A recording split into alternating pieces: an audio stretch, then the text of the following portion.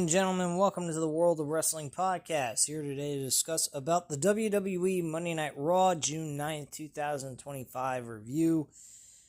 This episode was actually a fun, entertaining show.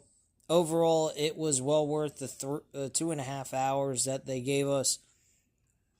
A lot of good storytelling that took place here. Pretty much everything overall was a fun, entertaining show from top to bottom. I didn't really have too many complaints about the show in any way, shape, or form.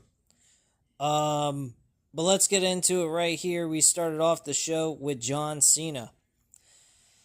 John Cena makes his way to the ring, and Cena takes the microphone and a dueling chant picks up for him. Half the crowd thinks he sucks and the other half are encouraging him. Cena says the crowd teaches him something every time they open their mouths. What they taught him at Money in the Bank is that the truth is a lie. They opened their mouth and wasted their energy on a sideshow comedian whose greatest achievement is pretending to be John Cena. They thought they did something good. The crowd chants, "We want truth." Cena asks if they thought that accomplished anything. They are spineless keyboard warriors, ignorant armchair activists. They do not have any real power to change anything. The crowd boos.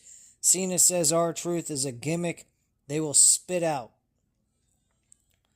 A year from now, they won't care about him at all. R-Truth will never use Cena to benefit one of his garbage pity parties again.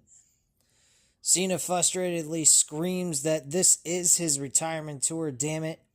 He has limited time. He had 36 dates to start off with. The last time they counted was the Raw after WrestleMania. It was on the 27th date.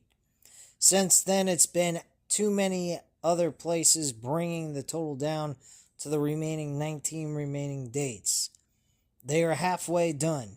If they want to accomplish something, they shouldn't waste their voices to send him the class clown. They should use their voices to send him competition. Everyone they have cheered for, from R-Truth to Cody Rhodes to Randy Orton, he has shut their mouths and beaten their best. CM Punk comes out with a huge ovation. This was huge. I love this spot right here. This brought back old memories back in the early 2010s. This was fucking awesome. Probably only good time during the PG eras when CM Punk and Cena were as rivals against one another. The only thing that can really top that back in those days was Daniel Bryan's Yes movement. The Shield was another good thing that occurred during that time until they split them up. Cody Rhodes and Goldust, or Dustin Rhodes, being tag team partners, that was pretty fucking cool back in the day. Until they turned Cody Rhodes into Stardust, which was absolutely ridiculous. But yeah, Punk gets in the ring and gets in Cena's face before grabbing a microphone. A loud CM Punk chant hits, and Punk asks Cena if he's comfortable. Punk wants him to be comfortable because he has a lot of things to get off his chest. He's prepared to have the conversation with his fist, but Cena will listen to what he has to say one way or the other. Ironically, Cena is strapped up, saying he'll ruin wrestling and the establishment that made him who he is. Then you have CM Punk seemingly defending the establishment. The more things change, the more they stay the same. Punk isn't defending the establishment. Punk isn't standing for TKO or defending the billionaires. Punk is here to defend the people. Punk asks what Cena is so mad about. Is he mad that the establishment picked him but not the people? They picked him in 2011 to be the voice of the voiceless. Cena is saying he hasn't had the best, but he has. Cody is the best they've got. And Cena beat him because he takes cheap shots and shortcuts. Punk isn't here to kiss his final boss's ass like Cena. They keep bringing up The Rock. I know that with the final boss talk. Yet no signs of him anywhere. Should we strike up the signal for The Rock? Stick up that Brahma Bull and call for him to show up like Batman? Like, what the fuck? So, Punk is here to let him know that the people are his boss. Cena holds up the title and shakes his head. Punk says it's his job to give them what they want. If they want the truth, they're going to get Ron Killings. They're all spokes on the wheel. It's time CM Punk taught Cena that he's just a spoke on the wheel, too. It starts with him taking the title off of Cena's shoulder. The first time they locked up at Elimination Chamber, Punk felt it was different. Rollins stomped him, and Cena didn't hesitate. Cena told him in anguish that he's sorry for doing what he was doing, but it felt he had to in order to get the victory. Cena knows what he's doing isn't right. He had a look on his face during this promo that was very alarming. If you didn't pay close attention, go back and watch that promo. It is actually alarming how of a facial change Cena had when this was mentioned. It kind of looked like, yeah, you got me. You're right. This isn't me, but I'm doing it anyway. Type of look. And, I don't know. I mean, it is kind of crazy that his facial expressions changed when CM Punk said that. The crowd started chanting, "You sold out," and Cena somberly looks down, depressed. When Punk takes the title, Cena will spend the rest of his dates crisscrossing the country, apologizing to the people for the man he's become. That title has corrupted him. Punk shoves him, and Punk knows the same belt turned him into a monster in 2012. When he came back to WWE, he had a list of goals. Holding the title isn't one of them because he's afraid of the man he'll become. That's the chip everyone wants. Few can accomplish it. Punk has to become a monster to stop the monster. To Cena, guys like him and Seth Rollins, that title is a chip that means power and control. To Punk, the title is something that belongs to the people. Now, this statement by Punk, I will critique. It was a little contradictory in the way I took what he was saying. He's saying, like, it corrupted me. I had the title and blah, blah, blah, blah. But you want the title now.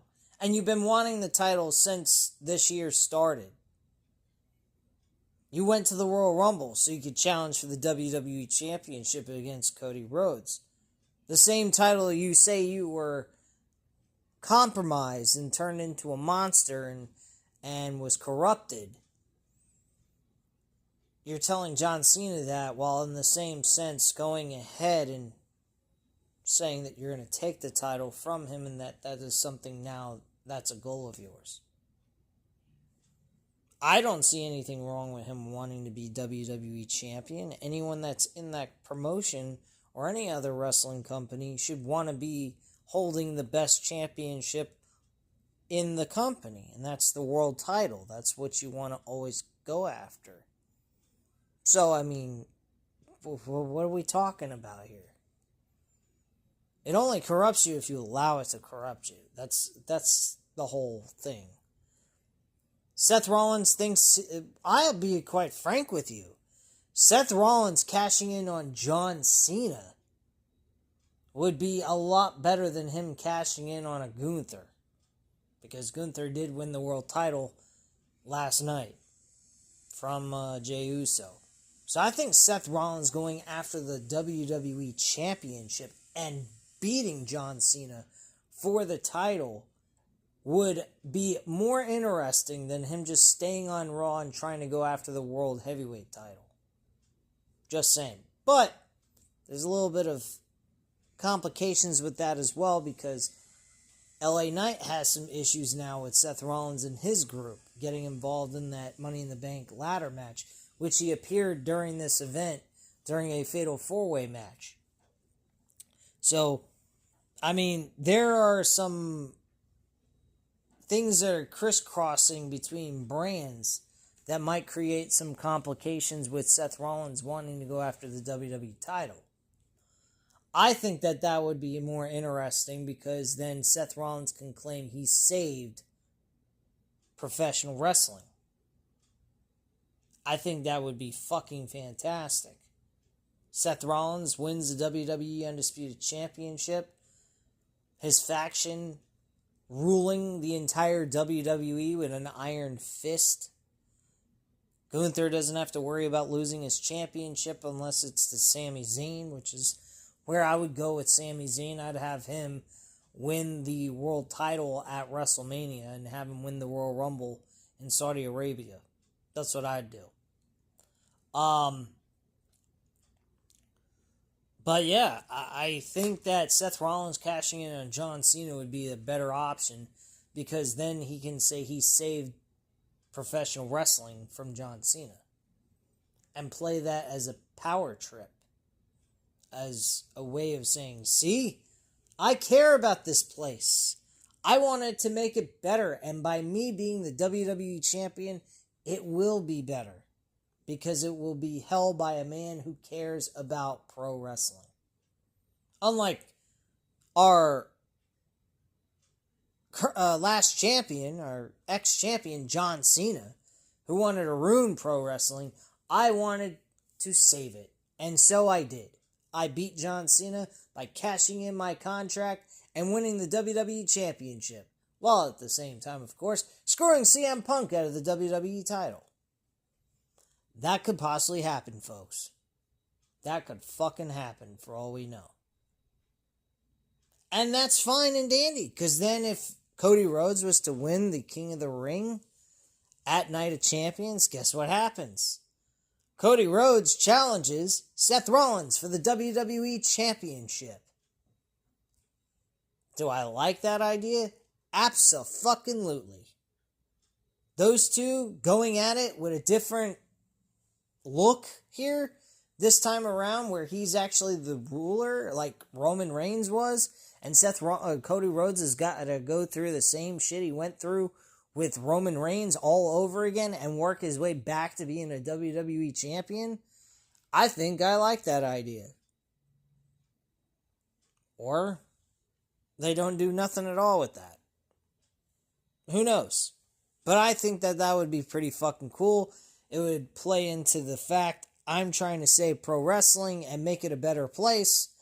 And this is the future. Cena isn't. Cena's the past who wants to ruin the current future that WWE has. And could have. So, I just think that would be kind of a cool idea and a play on shit that's going on. But that's just my thoughts. Anyway. So Cena stares at Punk as dueling chants start up again. Punk says by his count, Cena has 18 dates left. With the bit of respect he has left for Cena, Cena can pick the date when Punk takes the title off his shoulder. Cena is any type of man if he's more of a Boston Red Sox than a New York Yankees. Cena will say the date is tonight in Phoenix.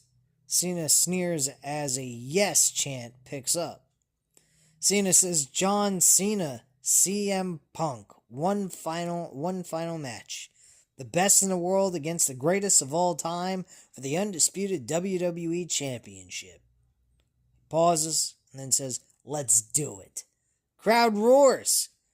But Cena smiles and says, but not tonight. No, a match like this, you're going to follow me to Saudi Arabia, and we're going to do it at Night of Champions. The ball's in your court, hero. Cena holds the title up in the air. And then all of a sudden, Seth Rollins' music hits, and he holds the Money in the Bank briefcase with Braun Breaker and Bronson Reed standing beside him with Paul Heyman. Dressed in all green and matching color of the Money in the Bank briefcase, Rollins simply holds the briefcase up, warning Cena and Punk that he's always lurking in the background, ready to take the title. Again, I say, Night of Champions would be the best place to do this.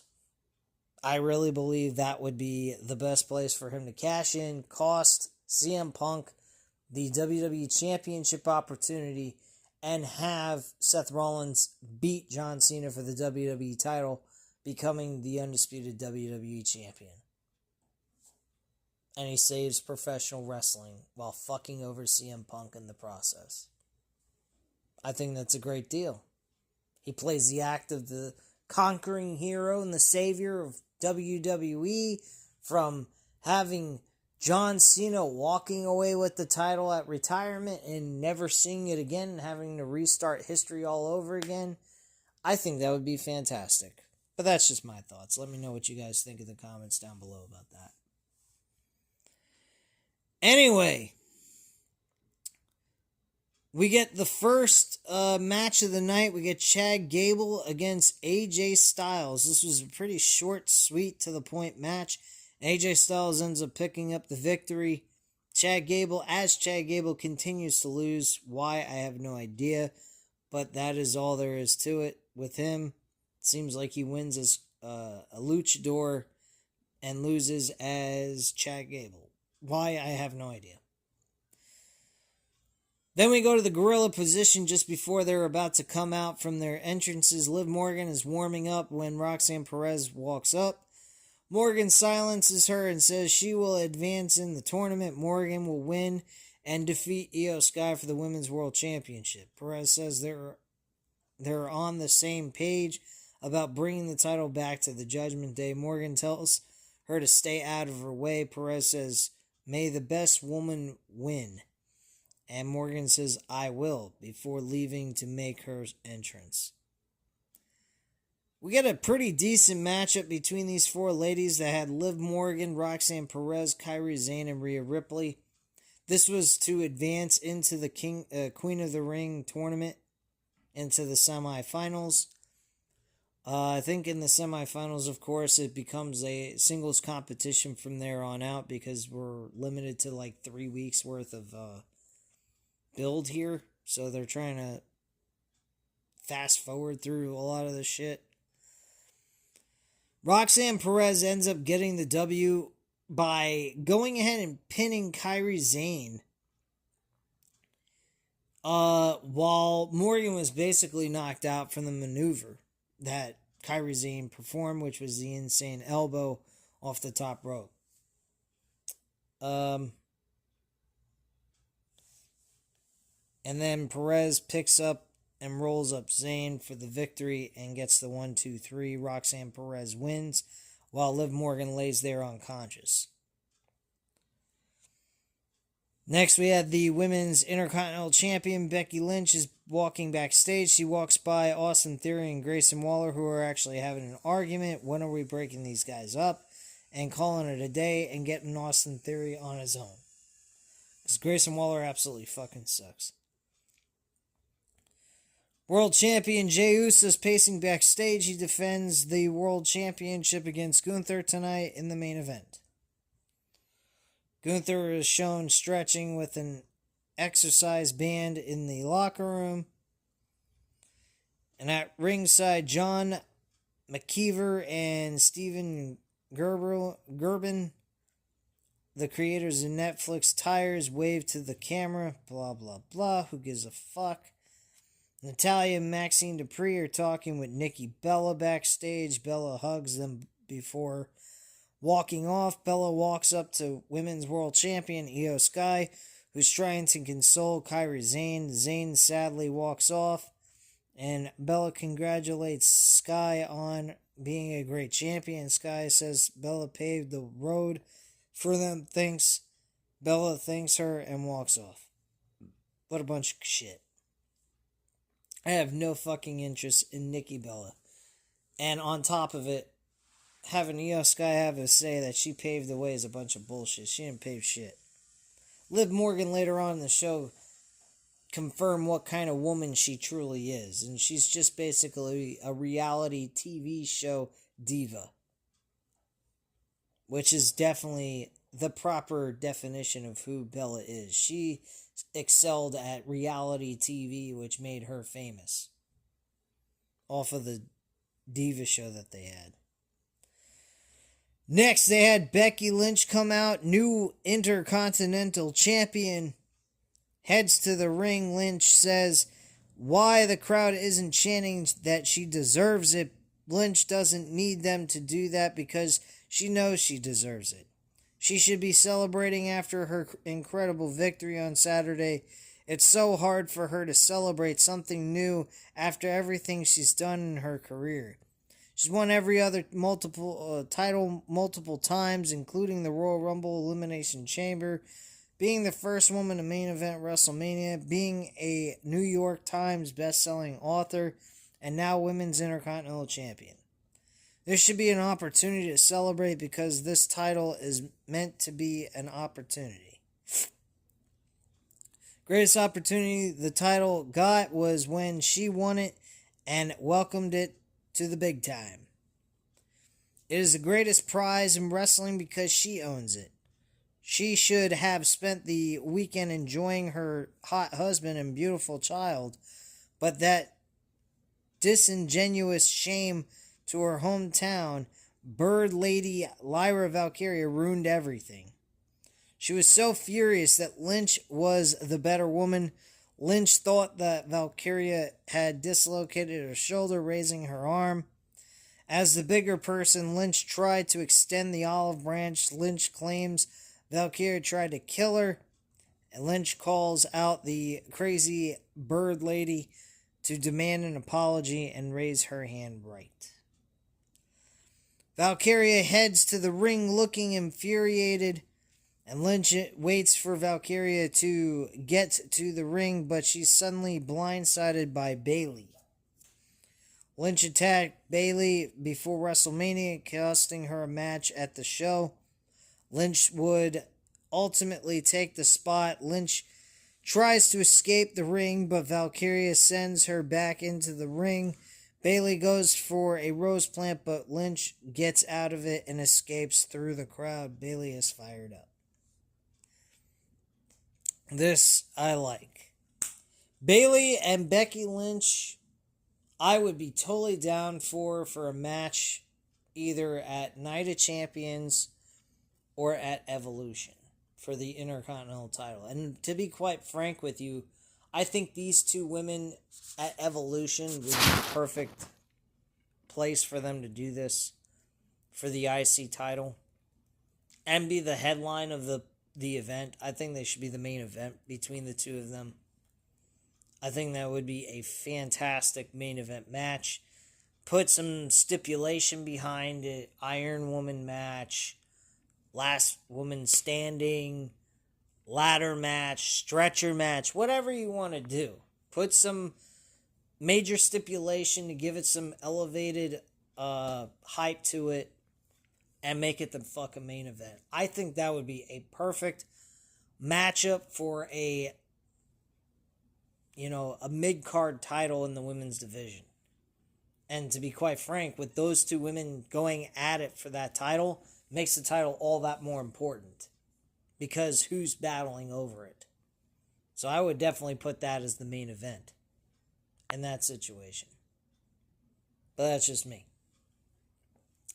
But yeah, Bayley and Becky Lynch, 2 out of the 4 horsewomen, I think are the best to go with as main eventing Evolution for the Women's Intercontinental title. But it needs, higher stakes to elevate the match itself.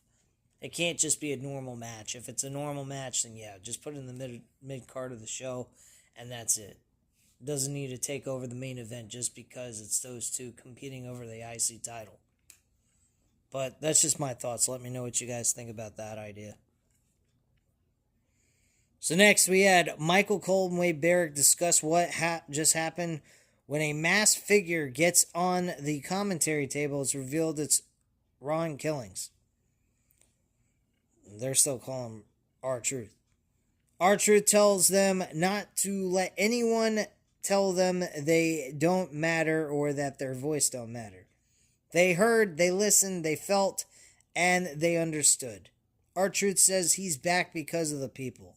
The crowd chants truth, and R-Truth says they brought him back. They wanted the truth, and they got it. They won. R-Truth is back for the people. He's back for himself as well. Not only did they bring truth back, they got him. And he elaborates on what he means by they got him. They all love R-Truth. He loves them as well. But R-Truth can be too funny all the time. R-Truth can be too nice and too forgiving. Not him. I wish you would. R-Truth says he feels different and alive. For anyone who thinks he's a lie, a sideshow act, or just a gimmick, he pulls out a pair of scissors from his pants and cuts off his braids, which was shocking as fuck. The crowd chants holy shit over him cutting his dreadlocks. Unfucking real. He holds up the dreadlocks and says, "The truth has set me free. I am Ron Killings. I am the truth, the whole truth, and nothing but the truth. Now put some respect on my name." Killings walks off as the crowd cheers him on. Thank God. I was saying this before they fired him. Give him legitimacy. Make him important. Make him stop being a sideshow clown.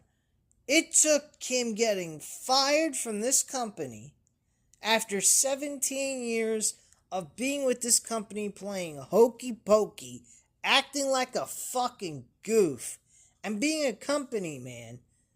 He had to be fired, and the fans had to cheer for him to come back. For this damn company, TKO, to realize they just went and fucked up and created a PR disaster. If they didn't bring him back, that is. So they realized that. They said, alright, probably the best option is let's bring him back. And they brought him back with the type of character he needed to play. He needed to be that old Ron the Truth Killings character that we used to see back in TNA and the early portion of his time in the WWE when he first got there. And we need to see him more consistently. I don't understand. All these years, they have not done nothing with this dude. This guy has amazing talent, still moves great in the ring for a 53-year-old, has stayed away from the ring for so many years and has not been getting injured. He is probably in the best shape than any 53-year-old who's a full-time worker there could ever be. He has some years left on him that he could pull off and make some memories out of his time that he's got left. If the WWE creative does the right thing by him. Now, will they? I don't know. But this is a good start. And I hope they do, because I like R-Truth. I've always liked him. I liked him in TNA. I thought he was deserving of being a world champion multiple times. They only gave him the title, I think, maybe once or twice. And that's it. That was the NWA championship. He never won the legitimate TNA world championship when they spanned off on their own and was no longer part of NWA. So this man deserves something bigger than what he's got with this entire run with WWE in 17 fucking years, for God's sakes. Just my thoughts.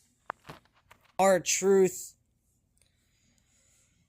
We Go backstage. WWE IC Champion Dominic Mysterio is warming up when Finn Balor walks up to JD McDonough. Balor asks about him getting into the King of the Ring tournament. Mysterio said Balor had his chance and didn't think he'd mind him entering the tournament. Roxanne Perez walks up and Balor says things are coming together. Liv Morgan and Raquel Rodriguez walks up. Morgan is furious. Perez says she helped Morgan out by not letting Kairi Sane pin her, and Morgan isn't happy and walks off. Balor tells Mysterio to talk to her, but he says he's got a match. Mysterio runs off, and Balor snickers and pretty much laughs it all off. Next, we get the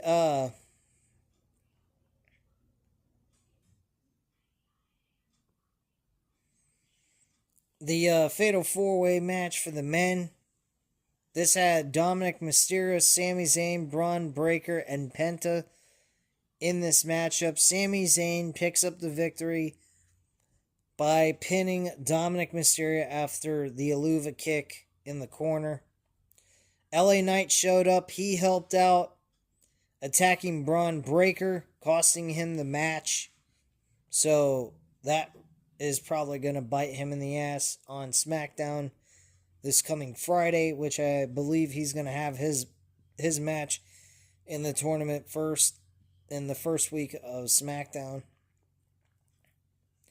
Then we go backstage. Kathy Kelly asks AJ Styles about his victory over Chad Gable. Styles says he can't enjoy it because he can't stop thinking about last week. Gable, whether or not he has a mask on, is one of the best in the business. Last week, Seth Rollins had his lackey, Paul Heyman, threaten him. You also have the Judgment Day running their mouths. Styles doesn't care about how they conduct their business. If you mess with him, you'll get punched in the mouth. If you don't believe him, ask Gable. On second thought, Styles will tell him himself. Kelly goes through it back to the arena, but she sees a developing story.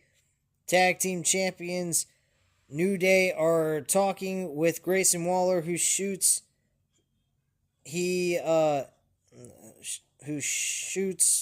Austin Theory is holding him back. Waller walks off. She asks when they'll defend the titles next. Kofi Kingston says they successfully defended the titles 2 weeks ago. Xavier Woods says they need clear contenders.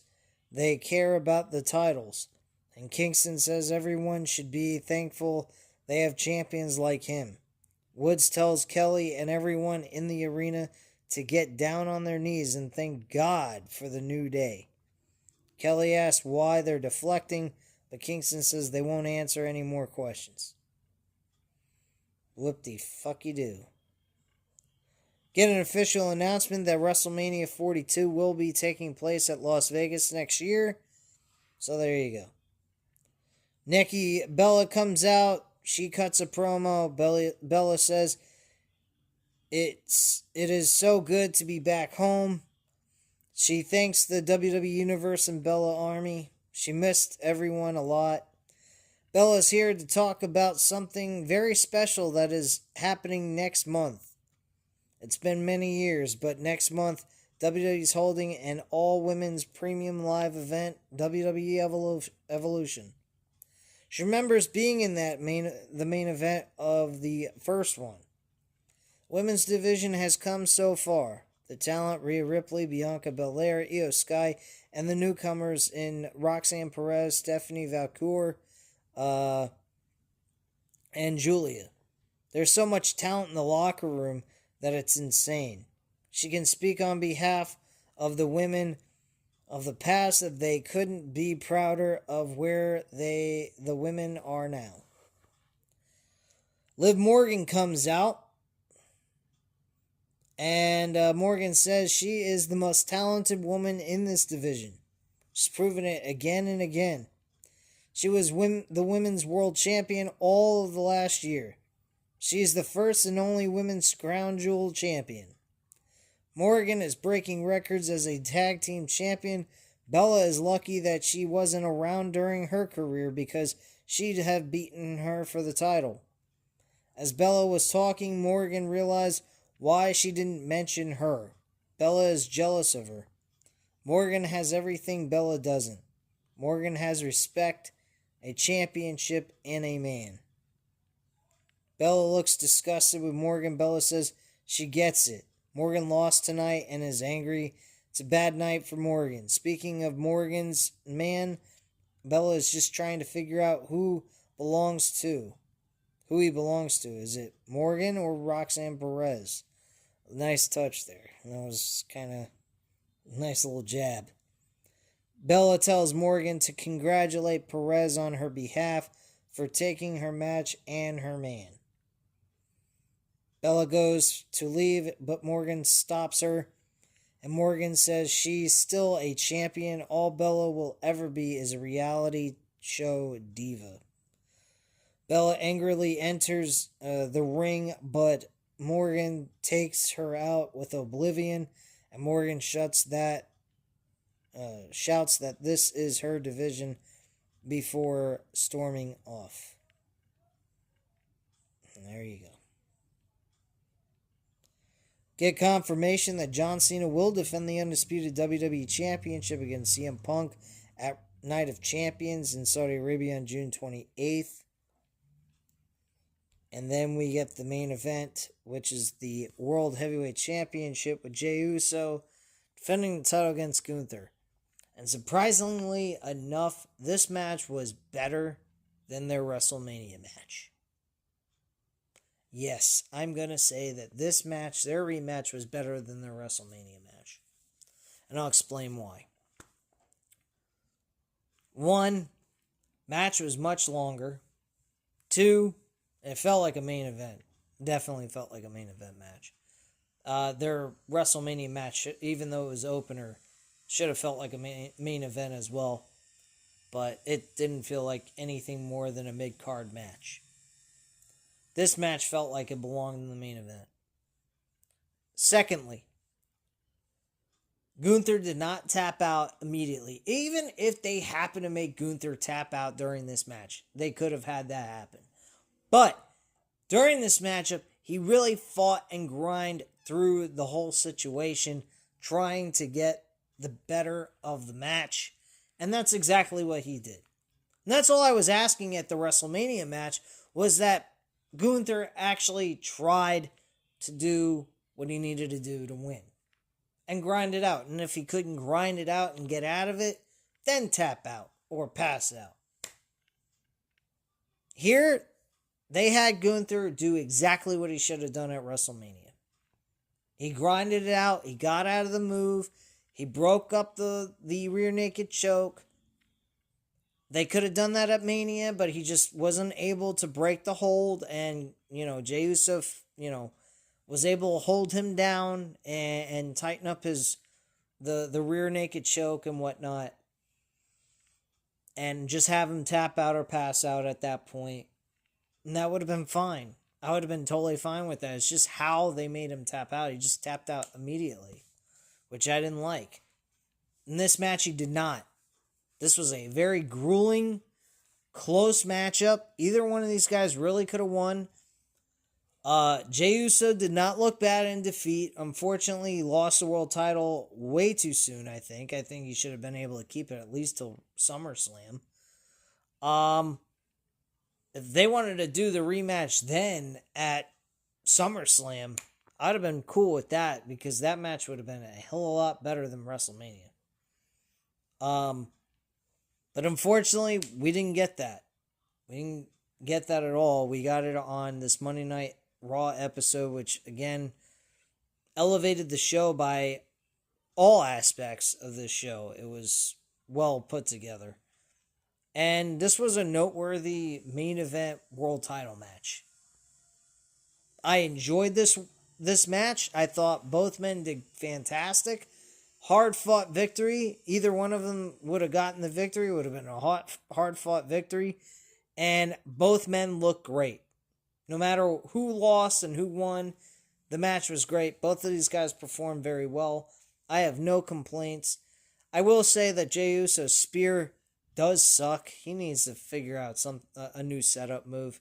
That spear that he's trying to mimic his cousin on, just it doesn't work. It looks ridiculous. It looks atrocious. Gunther delivered a spear in this match, and it was pretty gnarly, man. I mean, like, it looked like it hurt. Badass spear by Gunther. And Gunther managed to make Jey Uso pass out. Him tap out. He just passed out. And that was that. The match was over, and he was the new world champion. The show went off the air with pyro going off in the background while Gunther held up the world championship, and that was basically your entire show for Monday Night Raw. Great show, fun, entertaining stuff, a lot of good moving parts in this show, storylines out the wazoo, every segment had a purpose. It didn't feel like it was lackadaisical or just plain boring as shit. This was a very fun, entertaining Raw, and anyone that didn't like this Raw episode really needs to get their head checked, because this was a good one. But anyway, guys, that's all I have to report on at this time. You know what to do. Hit the like button if you like this video. Hit the subscribe button if you're not already subscribed to the channel. And leave a comment down below. I'll definitely get back to you on that. Thank you guys very much for watching, and have a great night, guys. Bye.